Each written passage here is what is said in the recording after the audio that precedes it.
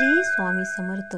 बाळ, मी तुला अत्यंत प्रभावी आणि यशस्वी होण्याचा मार्ग 100% त्यात तुला यश मिळणार आहे असा मी तुला उपाय सांगणार आहे.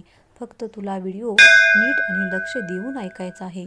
बाळ, तू जेव्हा हे शेवट म्हणशील ती शेवट तुझ्यासाठी नसणार आहे, ती सुरुवात तुझ्यासाठी असणार आहे.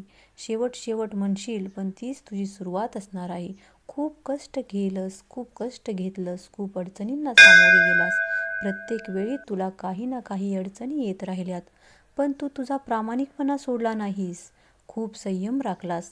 माझ्यासमोर तुझे मन मोकळं करत राहिलास. तू सगळ्यांसाठी आहेस, तुझ्यासाठी कोणी नव्हतं. अरे, ज्यांना तू आपलं आपलं करत राहिलास ते तुझे नव्हतेच. त्यांच्या वेळेला तू उपयोगी पडत राहिलास.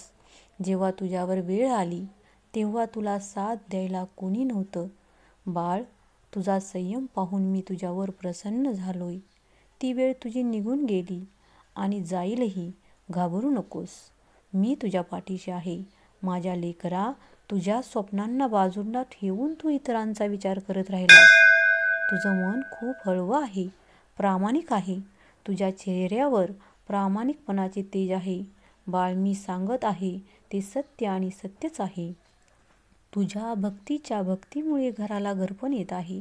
घरात सकारात्मक ऊर्जा येऊ लागली आहे. तुझ्यात एवढी पॉवर आली आहे. ती पॉवर तू ओळख बाळ. ती पॉवर मी तुला दिली आहे. बाळ, तुझा मंत्र सिद्ध होतोय, तुझी भक्ती सिद्ध होतेय. लवकरच तुझी स्वप्न पूर्ण होणार आहेत. त्यासाठी फक्त तुला एक काम करायचं आहे. आता येणाऱ्या गुरुवारपासून मार्गशीर्ष महिन्यातला पहिला गुरुवार येईल.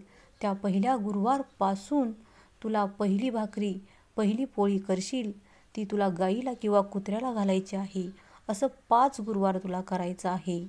मग बघ प्रचिती काय असते आणि त्याचं फळ काय असते, तुला हळूहळू त्याच्यामध्ये जाणीव होऊ लागेल.